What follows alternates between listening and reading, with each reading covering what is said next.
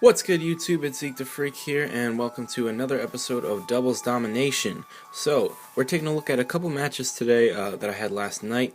The first is a pretty crazy one against Samuel here, who's got Infernape, Terrakion, Mega Gardevoir, and Staraptor. So I've been experimenting with this rain team here that I was planning on bringing to the Brooklyn Premier Challenge. I had some complications, and I'm probably not going to make it to the Brooklyn Premier Challenge. Just like work and stuff coming up, but no big deal. As it is, it's not like I was going to qualify for any national or world championships because I really haven't attended any major events, so hopefully next season I can get more involved in competitive play and maybe qualify for some bigger tournaments. That being said, I still like the rain team a lot and I like how it's built, so I might keep messing around with it on the rating ladder until I don't know, decide to do something else. The metagame is always changing, so really any good player should be switching up their teams every once in a while, because there's really no perfect team that's always going to work 100% of the time. So it's better to be ahead of the curve, in my opinion. Not that rain teams are ahead of the curve by any means, but that's not really the point. Anyway, all that being said, Samuel here, let's go ahead and start this match. He had some interesting plays, some gimmicks that I definitely didn't see coming. I don't know how much you know about Gardevoir, so as the viewer. Gardevoir is really scary. It can run a bunch of different things. It can be Choice Scarfed, it can be a Trick Room Setter, it can be, usually it's the Mega Gardevoir running Hyper Voice and just blowing everything up, but anyway, all that to say, Gardevoir is a threat. And Metagross is really the only answer to it on this team. It kind of just wrecks everything else. So I had to bring Mega Metagross on this one and make sure that I could shut it down. Alright, so turn 1, I go for a Fake Out on the Staraptor because I didn't want a Final Gambit or a Brave Bird coming off on Ludicolo right away. Goes for Hyper Voice, and you can see there, Politoed is decently bulky. I don't have too much put into bulk here because it's a Choice Scarf Politoed and I had to dump a lot into speed just to outspeed Landorus. But anyway, that Hyper Voice did a lot. Here's the crazy play here. Ally Switch from Gardevoir. Maybe you've seen that before, maybe you haven't. Basically what it does is Gardevoir swaps positions with its partner at the beginning of the turn. So it allows you to oftentimes avoid like a big hit that might have finished one, and then leaves the other Pokemon free to do whatever they wanted, because you can still target something with the other slot. So Staraptor is able to get this Brave Bird off that it wouldn't have otherwise, because I would have gone for Ice Beam and Icy Wind into the Staraptor and finished it off. But the Ally Switch is able to safely switch Staraptor to the other side, and he's able to get that Ice Beam, or to avoid the Ice Beam and get the KO with Brave Bird. So the Staraptor already responsible for 1 KO on the field. Unfortunately, Choice Scarf, Icy Wind is not enough to KO that Staraptor, even after Brave Bird recoil. If you saw, he did avoid the first Icy Wind, so if he hadn't avoided, that would have been the KO there. Unfortunately, the Staraptor sticks around long enough to go for another Brave Bird, and he's going to take Politoed out there. So that Staraptor on its own was able to KO both my leads, as Gardevoir just goes down to a Thunderbolt. So the reason I targeted Gardevoir there with Thunderbolt was because I didn't think he would go for another Ally Switch, but just in case he did, I didn't want to risk it.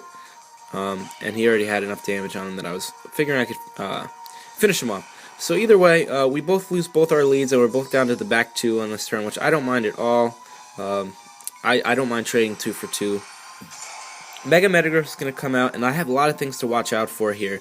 Luckily, I still have the rain up, so I can survive a potential Flare Blitz from Infernape, but I go ahead and go for Protect just to avoid a possible Fake Out, which I do, and I'm able to get the Thunder Wave off on Terrakion, but really it's best of 1, so I'm just trying to see if he's Lumberry or Focus Sash, because if he's Focus, I need to double, and if he's Lumberry, which obviously now we know he is, that means he couldn't have been Focus Sash, which means I'm pretty safe trying to go for a one-hit KO there.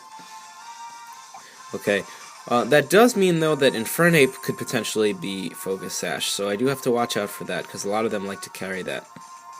I'm going to go for a sub here, knowing that I outspeed both of those guys right now. I get a huge Rock Slide avoid there. That ultimately, that's not really going to decide the match, but it certainly could have helped my opponent. as he goes for a Flare Blitz into the Metagross is Substitute. In the rain, it's still going to be enough to break the sub, so that made me kind of nervous because I'm wondering just how much damage that Flare Blitz is doing. He's damaged by Recoil, which is fine by me because that means if he was Focus Sash, I no longer have to worry about that. The rain's going to stop as I get half damage on Infernape. I go ahead and go for Protect again because I know he needs to... Metagross steals up the game. I know he needs to take down Metagross, so he actually goes for the Flare Blitz again into Metagross. He wasn't smart enough to go for the double on Thundurus, or maybe he knew that it would get the KO there. I was hoping for a lower roll because I think I could potentially have survived that. Either way, I'm going to go down there, but I'm able to get the Zen Headbutt here on Infernape and KO it, knowing that Infernape is the threat and Terrakion is not. If he had protected there, he could have won this game, in theory, because Close Combat actually did enough to 2-hit KO. So yeah, all he had to do to seal up that game was protect with Infernape, but I don't know if he maybe didn't read it, or he doesn't have Protect. Either way, I'm going to avoid the Flare Blitz, take him out, and then Terrakion goes down and wins Zen Headbutt there. That made me a little nervous, actually, because Zen Headbutt is only 90% accurate, so I was thinking, you know, there's a 10% chance I lose this game if I go for Zen Headbutt. And I wasn't sure if Iron Head was enough to KO after the defense drop. I didn't want to risk it, and I couldn't get the calcs up in time. I didn't have any, I didn't have the calculator on, so there was no way I was going to get Showdown on in a minute and run the calcs and set up the spreads and everything. It kind of annoys me actually about the Showdown calcs that it always defaults to Abomasnow, and then you have to kind of set it yourself, because I feel like if you could save presets, you could pull it up a lot faster, but I don't know. In any case, I don't usually use calcs when I'm on the rating ladder, only because I like to practice kind of like as if I'm in a tournament, and I know in tournaments you can't really use calcs, so better to kind of learn for yourself than it is to like run calcs and stuff. Not that there's anything wrong with running them. Anyway, so that's the first match. It really came down to the last play, as you saw, because it was a matter of me missing that Zen Headbutt. This next match, though, this just showcases how good Mega Metagross is if you're unprepared for it. If you know Mega Venusaur at all, you know that thing is a threat. And there's a lot of things that it can survive, and it's really just hard to kill. So I knew I had to concentrate on shutting down Mega Venusaur. So I've got Ludicolo. I didn't want to bring Rain because he has Thundurus, he has Milotic, and even Venusaur wouldn't mind the Rain too much, as that weakens the potential of any Fire-type moves, which I actually don't have.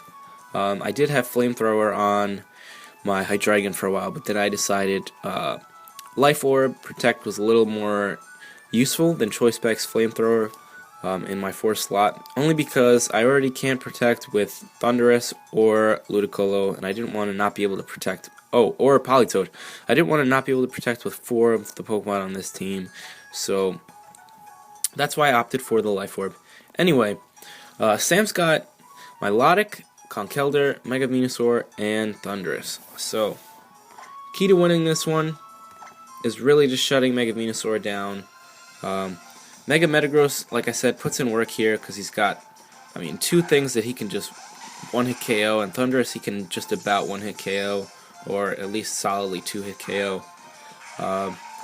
So, I'm going to keep Mega Metagross in the back, keep Hydreigon in the back. I actually only brought Hydreigon because I saw he had an Aegislash, which he ended up not bringing anyway. If I could have brought something else, I guess I could have brought Terrakion, but I was worried about Terrakion's matchup against some of the things on this team. Anyway, go for the Fake Out on Thunder so I don't get like Thunder Waved on turn 1. I'm hoping that I'm faster than his Thundurus, so that's why I didn't taunt on the first turn. I knew I could take a Sludge Bomb from Mega Venusaur because I have the Assault Vest, and Mega Venusaur, while it does have really good special attack, it's not by any means like a sweeper, so there was no danger of one-hit KO there. I go ahead and switch, predicting another Sludge Bomb into me. And I am lucky enough to be faster than the other Thundurus. I'm faster, I would say, than most doubles Thundurus, unless you're running like a really like, I don't know, like special attack, speed heavy Thundurus spread. I'm probably going to outspeed you. Anyway, I'm going to Mega Evolve safely here, as there's really nothing on the other side that can knock me out. And now that he's taunted, I don't have to worry about a Thunder Wave going off onto Mega Metagross. I can freely Thunder Wave the Venusaur. I actually thought Thundurus on his side would switch out into something else, but I guess he didn't have any real safe switch-ins. I'm going to go for Zen Headbutt on the Thunderous, predicting a Protect onto Mega Venusaur. This guy actually really got me here.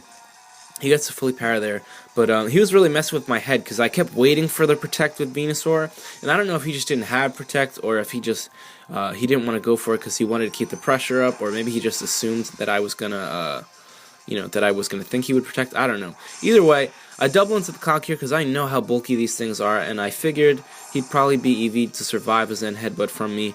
So lucky I doubled there, because if I hadn't, I would have been taking a mean knockoff onto Mega Metagross, which might even have been enough to KO, or at least do a lot of damage. So I had to get Conk out of the way. Venusaur's not doing any harm to me right now, so that's why I'm ignoring it.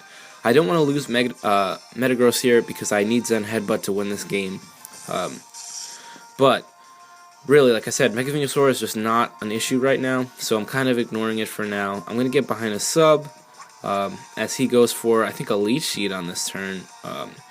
Yeah, he's trying to take out the Thunderous, which I don't mind at all, because once Thunderous is out, I can bring in something a little more threatening to his team, like Ludicolo, who has a much better matchup right now anyway.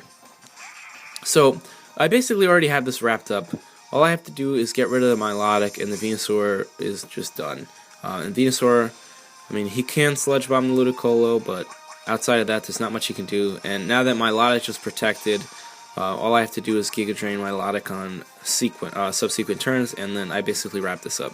So I'm able to go for an Iron Head after that Zen Headbutt to clean up Venusaur. I didn't want to risk a Zen Headbutt miss, obviously, so I knew Iron Head would be enough to get the KO there. With Milotic left on the field, and it's going to be like half damage almost, that's a really bulky Milotic. Not that it's not bulky on its own. I have to wonder if it's like Marvel scale with that damage output. But competitive is so much better in doubles. I feel like if you're running Marvel scale over competitive, you must have a really good reason for doing that. So I don't know. And he's got leftovers, so it's not like he has a Flame Orb or Toxic Orb or anything like that. But that's going to be it, as he's going to forfeit on the next turn. Seeing as how Giga Drain and Iron Head or Giga Drain and Zen Headbutt would easily have cleaned up there. So good plays by Sam. I think he could have. I don't know, I think Aegislash would have helped him out a little more. He could have threatened the Metagross early on. I would have had to be forced to kind of work around with Hydreigon to finish that off. Aegislash is really scary in doubles. Honestly, I need to have my own. I need to start building an Aegislash because that thing it just does so much. I mean, it's got Wide Guard, it's got King Shield, usually Flash Cannon and Shadow Ball for dual stab, but I mean, the thing, it hits hard, it takes hits all day. At least if they're not super effective hits. It plays mind games like crazy. You really have to know your speed tiers and stuff and know what is going to outspeed Aegislash and what is not. Because really the only way to beat Aegislash is to catch it in Blade form. If you catch that thing in Shield form, you're lucky if you do more than like a third to it. I mean, even like the strongest super effective attacks are doing just over half to it. So Aegislash is definitely a powerful addition to any team, and I think it's about time I started building one. That being said, a couple good battles today. I'll probably hop back on the battle spot a little later today, or maybe tomorrow, whenever I have the time, and get some more matches in. And as usual, I guess I'll just upload the good ones, so you don't have to sit through like some really annoying stall game, or watch a game that's over in like 2 turns. That's why I prefer to do it post-com, but I know a lot of people prefer live commentary because it's a little more exciting, and I have to admit, it's a lot easier to get into it when you're in the moment than when you're watching a video that you already know you're going to win or lose. So that's definitely something to keep in mind. That being said, like I said, it turns out I'm not going to be able to make Brooklyn Premier Challenge, so that's kind of a bummer, but I'll find other stuff to put up on here, probably just more battle videos for now, as I look for another tournament to join. Really, I'm just waiting on the Pokemon news, which should be coming any day now. They should be announcing a new title any day now, and I really hope they do, because it's about time we had another Pokemon game to play. And yeah, so I'm excited for that, any potential news that could be coming the way. I'm not really like a news channel, so don't expect to see like an update video from me. There's a lot of other guys that do that a lot better than I do. So either way, I'm hyped for any potential new game. That being said, Thanks for watching, guys. If you enjoyed the video, please like, comment, sub. I'm so close to 50 subs, I can taste it. So, any support would be much appreciated. And thanks for watching. See you next time.